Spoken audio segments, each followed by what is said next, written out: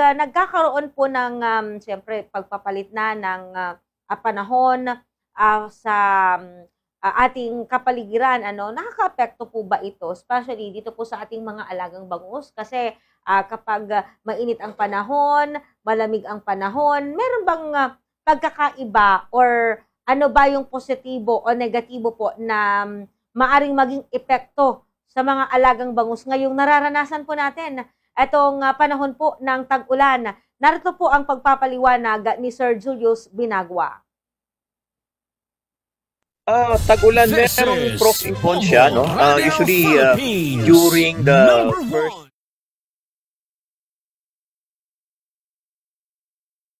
ba, is it good? Mas maganda ba sa panig ng mga inaalagang bangus yung panahon po ng tag-ulan? Narito po yung kanyang pagpapaliwanag. Tag-ulan, merong pros and cons siya, no? Usually, during the first na buwan na nagkaroon tayo ng malakas na pag-ulan, no, there's a phenomenon na tinatawag natin nagkakaroon ng fish kill, no. That's pretty normal with the areas na matataas talaga yung production, no, because of the waste. Nagkakaroon ng overturn sa tubig like in Taal, in Suwal, no. Nagkakaroon ng phenomenon na ganyan. But eventually after ng succeeding ng mga ulan, hindi naman po gaano naapektuhan yan siya. And with regards sa growth naman, namamanage naman po natin dahil first of all, no, ang mga bangus po natin ay malinis because they are being fed with commercial feeds, no, galing sa iba't ibang supplier natin dito sa Pilipinas and abroad, no. And so far merong mga farms na namamanage naman po yung effect ng tag-ulan, no. During summer talaga maganda yung tubo ng isda, no, at wala po masyadong mortality na nangyayari. And that's why this summer maganda yung tubo natin kasi nakapag-supply po tayo, naging stable yung supply, no, kasi medyo mahaba-haba yung tag-init, no.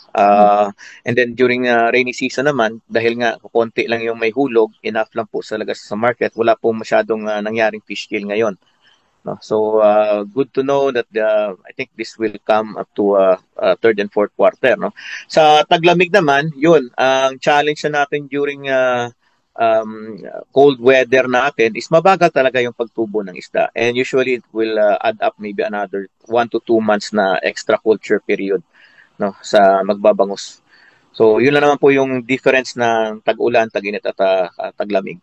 Yun nga, no, paghahanda, siyempre we're approaching na typhoon season, so I think marami sa mga fish farms natin, no, na bihasa na dyan sa paghahanda na yan kasi we've been through a lot of typhoons coming in and out sa bansa natin. At I'm sure yung mga taga-dagupan din, no, they do already netting, no. Yung mga pilapil naglalagay sila ng extra net para hindi makalabas yung isda. Sa cage naman inaayos na yung angkorahe ng cages natin, no, or usually yung iba diyan maliliit pa yung isda nila, no, not yet harvestable na size para makaiwas doon sa pag in case na damage man, kukunti lang yung risk, no. So risk management, ala na po ng mga natin yan, ng mga mangingisda po natin diyan, they've been doing that practice ever since na kasi nga with their experience, no, malakas yung bagyo. Syempre yun nga yung isa din sa mga direction natin dito sa organization, no, na sana po ay mapakinggan po din nyo, no, yung mahinaing din po ng magbabangus, no, sa gobyerno natin na during calamity po ay wala naman po masyado silang nakukuhang tulong, despite po, no, sila lang po mismo yung bumabangon sa sarili nila. So kung sabi nga nila, pag mahihina yung PC mo o maikli yung PC mo, talagang tumba ka na. But our farmers are very very resilient, and kudos to them, no, I salute them for not giving up in doing sa ganun, no, na pagpapalaki ng isda to ensure that we have ample food, no, na maipaparating po sa bawat hapagkainan ng bawat Pilipino. Tag-ulan, merong pros and cons siya, no. Usually may mga naitala noon na mga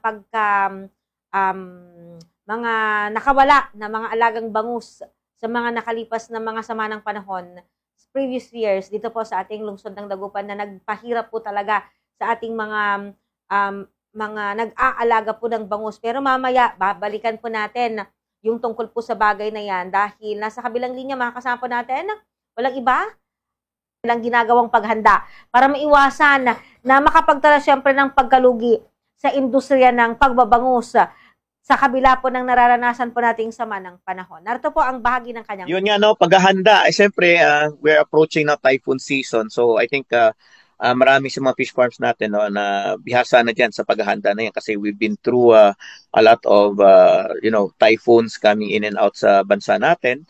At I'm sure yung mga taga-dagupan din, no, they do already netting, no. Yung mga pilapil naglalagay sila ng extrang net para hindi makalabas yung isda.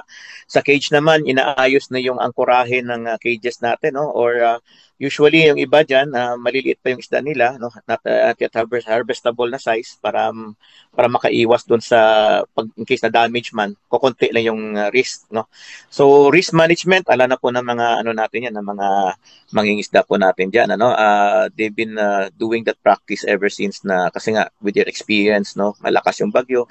Syempre yun nga yung isa din sa mga direction natin dito sa organization, no, na sana po ay mapakinggan po din yun, no, yung mahinaing din po ng magbabangus, no, sa gobyerno natin na during calamity po ay wala naman po masyado silang nakukuhang tulong, despite po, no, sila lang po mismo yung bumabangon sa sarili nila. So kung sabi nga nila pag mahihina yung PC mo o maikli yung PC mo talagang tumba ka na, but our farmers are very very resilient, and kudos to them, no, I salute them for not giving up in doing sa ganun, no, na pagpapalaki ng isda to ensure that we have ample food, no, na maipaparating po sa bawat hapagkainan ng bawat Pilipino. Yun yan. Ayan, natanong din po natin, no, kay Sir Julius, yung kung ano po yung mga ibang mga dahilan na nakakaapekto syempre sa pag-aalaga at lalong-lalo na sa kita ng ating mga mangingisda. At kabilang na po rito, ito pong pagtaas ng presyo po ng langis kasi hindi lamang ang transport sector yung naapektuhan po nito, hindi lamang po yung mga mananakay but as well as even yung mga mangingisda, mga kabombo, lalong-lalo na siyempre gumagamit po sila ng gasolina sa pagpapaandar po ng kanilang mga bangka, yung pagdadala po ng kanilang mga produkto sa market, nakakaapekto po yan. So narito po yung bahagi ng pahayag ni Sir Julius Binagwa sa bagay. Yes, napakagandang tanong po yan, ma'am, no, dahil sa langis na yan, no. Everybody knows na napaka-importante ng presyo ng langis sa industriya, kahit anong industriya pa man yan, manufacturing, agriculture, no, because it directly affect yung logistics cost mo, no. So pagtaas ng presyo ng langis, no, it affects the price of inputs, no, fertilizer, feeds, kasi pag di-deliver mo, you need logistics papuntang farm, no, coming from factory going to the farm, you'll be needing trucks, no, hindi lang po trucks, pati po barko, no, that is logistically affected siya with the price increase ng oil, no. So far naman, manageable pa naman yung increase, unlike na siguro pag tumagihit naman ulit ng 60 pesos siguro yung presyo ng crudo o yung gasolina natin, no. Definitely it will affect may big impact sa mga farms with their inputs, no. So matataas po yung cost to produce. Currently, yung average cost to produce po ng bangus natin sa farm is between 35 to 45 pesos a kilo. So yan po yung capital ng farm natin. So kung mag 50 pesos, 150 po yung sa market, that's only 10 pesos or 5 pesos lang para sa farmer natin. Kawawa naman sila, no. They've been doing the culture for 6 to 9 months sometimes, no, mabot yung iba ng taon, no, and they were selling it and getting profit only of 5 pesos per kilo, wherein sa retail price natin is baka tataas siya, no, with the price increase dahil sa taas na gasolina, sa logistical cost niya, no. So yun, no. So yeah, ang pinaka talagang katamaan dito is the pricing. Kasi lahat-lahat apektado ng if magtataas po tayo ng presyo sa crudo, no. Yes, Samantala, pakinggan naman po natin itong mensahe naman ni Sir Julius Binagwa sa ating mga o sa mga kapwa po nila mga mangingisda, ayan, yung mga nasa bangus sector para syempre mapanatili yung kanilang magandang kita, yung kanilang magandang produksyon ng bangus dito po sa ating probinsya ng Pangasinan, knowing ang lalawigan po ng Pangasinan ay one of the top producer po ng bangus na nagsusupply po nito hindi lamang sa ating probinsya, hindi lamang sa Rehiyong 1, kundi maging sa iba't ibang panig po ng ating bansa. Narito pa po yung kanyang Yes, no. So sa mga nagbabangus sa Pangasinan, mga samahan po natin sa Samapa and sa lahat po, no. Salute po sa inyo, mga sir, ma'am, no. You are the lifeline ng bansang ito, no. Kayo po ay nagbibigay ng sapat na pagkain sa pagkainan ng bawat pamilyang Pilipino. Hindi lang po sa Pangasinan, no, kundi hanggang sa Metro Manila kayo po nagsusupply. Naalanan po natin na kayong biggest supply. So saludo po kami sa lahat ng miyembro ng yan sa Samapa, no? Shout out kay Sir Chris, no? Kay Saldo sa pamumuno niya, no? We are really doing some actions here. And then sa lahat po, no, na bumubuo ng sektor ng pagpapangisda diyan sa Pangasinan, no? Saludo po ko sa inyo and keep up the good work.